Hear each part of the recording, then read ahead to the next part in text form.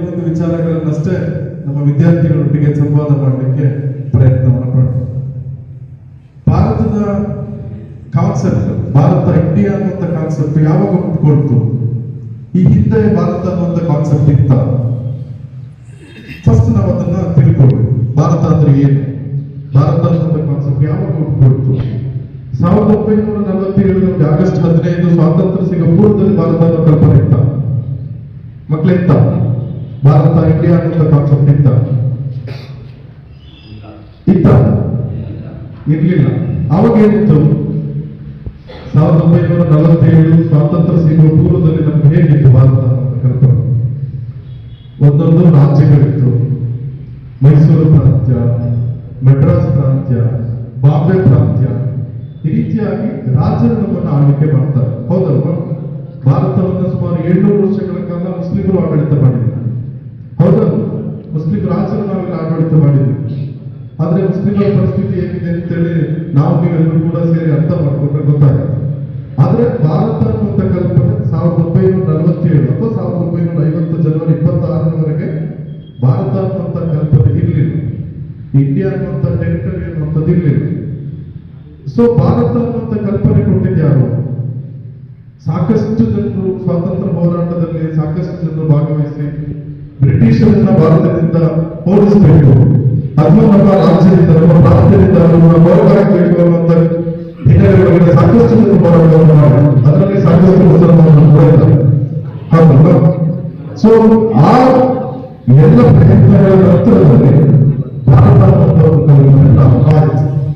ಗಾಂಧೀಜಿಯವರ ಪೂರ್ಣ ಸ್ವರಾಜ್ಯ ಅಡಿಯಲ್ಲಿ ಒಂದು ಚೌಕಟ್ಟು, ಒಂದು ಟೆರಿಟರಿ ಇರಬೇಕು ಅನ್ನೋಂಥ ಕಾನ್ಸೆಪ್ಟ್ ನಲ್ಲಿ ಭಾರತ ಅನ್ನುವಂಥ ಕಾನ್ಸೆಪ್ಟ್ ಆಯಿತು. ಸೊ ಹೊಸದಾದಂಥ ಒಂದು ರಾಜ್ಯ ಭಾರತ ಅನ್ನುವಂಥದ್ದು ಹೊಸದಾದಂಥ ಒಂದು ರಾಜ್ಯದ ಉಗಮ ಆಯಿತು.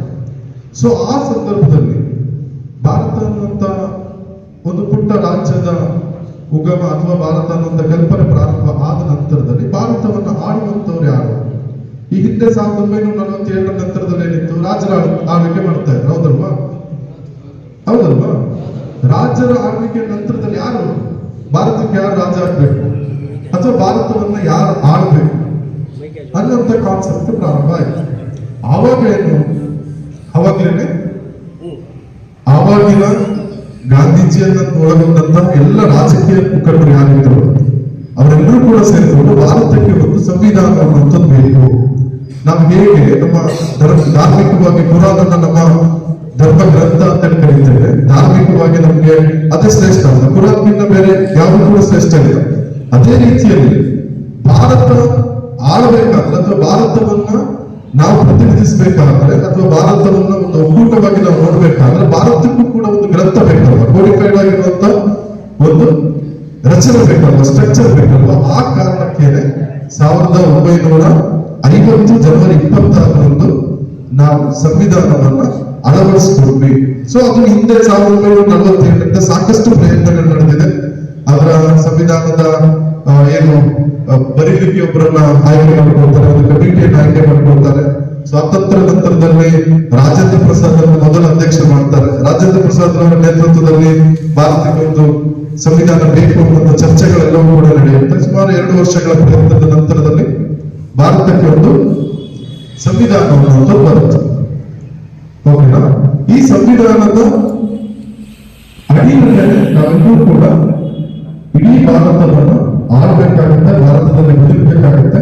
ಭಾರತದ ಎಲ್ಲ ಸಾಮಾಜಿಕ, ರಾಜಕೀಯ, ಶೈಕ್ಷಣಿಕ ಎಲ್ಲ ಚಿಂತನೆಗಳು ಕೂಡ ಈ ಸಂವಿಧಾನದ ಭಾಗವಾಗಿ ಬರಬೇಕು. ಹಾಗಾಗಿ ನಾವು ಸಂವಿಧಾನವನ್ನ ಯಾವಾಗ ನಾವು ಒಳಗೊಳಿಸ್ಕೊಳ್ತೀವಿ, ಸಂವಿಧಾನವನ್ನು ನಾವು ಯಾವಾಗ ಈ ಭಾರತದ ಒಂದು ಭಾಗವಾಗಿ ನಾವು ಅಂಗೀಕರಿಸಲ್ಪಟ್ವಿ, ಆ ದಿನವನ್ನು ನಾವು ಗಣರಾಜ್ಯ ದಿನ, ರಿಪಬ್ಲಿಕ್ ಡೇ ಅಂತೇಳಿ ಜನವರಿ 26, 1950ರಲ್ಲಿ ನಾವೇನು ಸಂವಿಧಾನವನ್ನು ನಾವು ಒಳಗೊಳಿಸಿಕೊಂಡಲ್ಲ, ಆ ಕಾರಣಕ್ಕೆ ಸಂವಿಧಾನ ದಿನ ಅಥವಾ ಗಣರಾಜ್ಯ ದಿನ ಅಥವಾ ರಿಪಬ್ಲಿಕ್ ಡೇ ಈ ಸಂದರ್ಭದಲ್ಲಿ ನಾವು ಹೇಳ್ಕೊಂಡು ಹೋಗ್ತೀವಿ.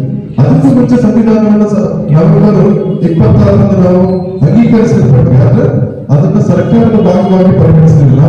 ಸಂವಿಧಾನವನ್ನ ರಚನೆ ಮಾಡಿ ಅದನ್ನು ಜಾರಿಗೊಳಿಸಲಿಕ್ಕೆ ಪ್ರಯತ್ನ ಪಡ್ತೀವಿ. ಹಾಗಾಗಿ ಅದನ್ನ ಕಾನ್ಸ್ಟಿಟ್ಯೂಷನ್ ಡೇ ಅಂತ ನವೆಂಬರ್ 26 ನಾವು ಕರೀತೇವೆ. ಆದ್ರೆ ಸಂವಿಧಾನವನ್ನು ಇಡೀ ಭಾರತಕ್ಕೆ ಒಳಗೊಳಿಸಿಕೊಂಡಂತ ದಿನವನ್ನು ನಾವು ಏನಂತ ಕರೀತಾರೆ? ಗಣರಾಜ್ಯ ಅಂತ ಕರೀತಾರೆ. ಓಕೆನಾ? ಹಾಗೆ ನಾವು ಸ್ವಾತಂತ್ರ್ಯ ಚಳವಳಿಯಲ್ಲಿ ಅಥವಾ ಭಾರತಕ್ಕೆ ಸ್ವಾತಂತ್ರ್ಯ ಬೇಕು ಈಗಾಗಲೇ ಸಾರೆ ಜನಾಂಗ ಅಚ್ಚ ಅಂತ ಹೇಳಿ ಮುಂದೆ ಮಾತನಾಡಿದ್ರು. ಹೌದಲ್ವಾ? ಈ ಸಾರೆ ಜನಾಂಗ ಅಚ್ಚ ಕಾನ್ಸೆಪ್ಟ್